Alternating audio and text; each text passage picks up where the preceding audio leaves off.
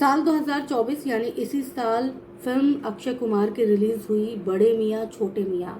और इस फिल्म का क्या हश्र हुआ ये आप सबसे छुपा नहीं है। फिल्म 350 करोड़ के मोटे बजट में बनकर तैयार हुई थी, जबकि इस फिल्म ने बॉक्स ऑफिस पर महज 70 से 80 करोड़ की ही कमाई की। और इस फिल्म के चलते जो प्रोड्यूसर थे वासु भगनानी, वो सड़कों पर एक तरह से आ गए। उन्हें अपना ऑफिस जो है वो छोड़ना पड़ा। कई महीनों तक एम्प्लॉयज़ की सैलरी जो है वो रोक दी गई। डायरेक्टर को पैसे नहीं दिए गए। वासु भगनानी ने खुद को दिवालिया एक तरह से घोषित कर लिया। लेकिन अक्षय कुमार की ये कोई पहली फिल्म नहीं थी जिसकी वजह से प्रोड्यूसर को नुकसान पहुंचा हो और वो सड़कों पर आ गए हों। इससे पहले भी साल 2009 में अक्षय कुमार की फिल्म आई थी चांदनी चौक टू चाइना। इस फिल्म की वजह से भी प्रोड्यूसर्स को तगड़ा नुकसान पहुंचा था। और इस फिल्म के चलते जो ख्वाब BMW के देखे जा रहे थे वो होंडा सिटी पर आके रुक गए थे, थम गए थे।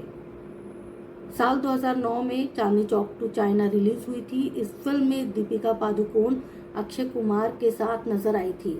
जब ये फिल्म बन रही थी, रिलीज होने वाली थी, तब ऐसी उम्मीद जताई जा रही थी कि जिस तरह से गजनी फिल्म ने 100 करोड़ का आंकड़ा छुआ है, रब ने बना दी जोड़ी फिल्म 100 करोड़ के आंकड़े को पार कर चुकी है, ठीक उसी तरह चांदनी चौक टू चाइना फिल्म भी कुछ ऐसा ही कमाल करेगी।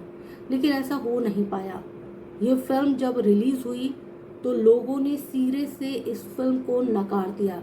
एक तरह से ये फिल्म साल 2009 की सबसे बड़ी डिजास्टर फिल्म साबित हुई। इस फिल्म की वजह से प्रोड्यूसर्स को बहुत ज़्यादा नुकसान उठाना पड़ा। इस फिल्म के प्रोड्यूसर जो थे वो वार्नर ब्रदर और साथ ही रोहन सिप्पी थे। जबकि इस फिल्म को डायरेक्ट किया था कल हो ना हो फिल्म के डायरेक्टर निखिल आडवाणी ने। अब निखिल आडवाणी ने इस फिल्म के फ्लॉप होने की वजह बताई है। निखिल आडवाणी ने कहा कि जब ये फिल्म तैयार हो रही थी तो सेकंड हाफ को लेकर कई ज़्यादा कंफ्यूजन थे और कई कमियां थी सेकंड हाफ फिल्म में, और मैंने इन सारी कमियों पर फोकस करना शुरू कर दिया। लेकिन उस वक्त लोकतंत्र की जिस तरह से हत्या की जाती है, उसी तरह सबके पॉइंट ऑफ व्यू ने इस फिल्म को एकदम बेकार फिल्म में तब्दील कर दिया। वार्नर ब्रदर्स का अपना पॉइंट ऑफ व्यू था, रोहन सिप्पी अपने पॉइंट ऑफ व्यू से चल रहे थे, अक्षय कुमार भी अपना नज़रिया सामने रखने से बिल्कुल भी गुरेज नहीं कर रहे थे। मैं बहुत सारी तब्दीली करना चाहता था, लेकिन जिस तरह से लोकतंत्र में किसी एक बंदे की सुनी नहीं जाती, ठीक उसी तरह मेरे साथ भी हुआ। और अपने अपने पॉइंट ऑफ व्यू को सही बताकर इस फिल्म को ठीक उसी तरह रिलीज किया गया जो मैं नहीं चाहता था। और इसका जो हश्र हुआ वो सभी जानते हैं कि इस फिल्म ने जो है वो अक्षय कुमार के साथ साथ, अक्षय कुमार को तो खैर जो उनकी फीस थी वो मिल ही गई, लेकिन अक्षय कुमार के बॉलीवुड करियर पर एक धब्बा की तरह ये फिल्म हमेशा रहेगी। बड़े मियाँ छोटे मियाँ, चांदनी चौक टू चाइना, ये दो फिल्में ऐसी हैं जो अक्षय कुमार के पूरे करियर पर एक धब्बे की तरह है।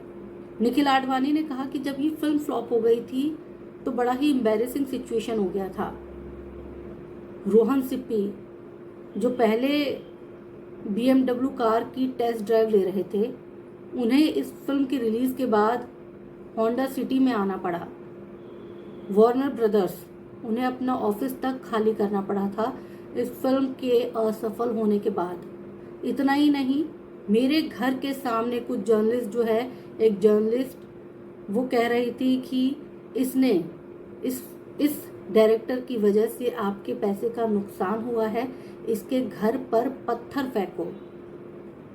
निखिल आडवाणी ने कहा लेकिन कर्मा, वो जो जर्नलिस्ट थी 10 साल बाद उसने मेरे साथ काम किया, मेरे अंडर में काम किया, क्योंकि मेरा खुद का प्रोडक्शन हाउस बन चुका था।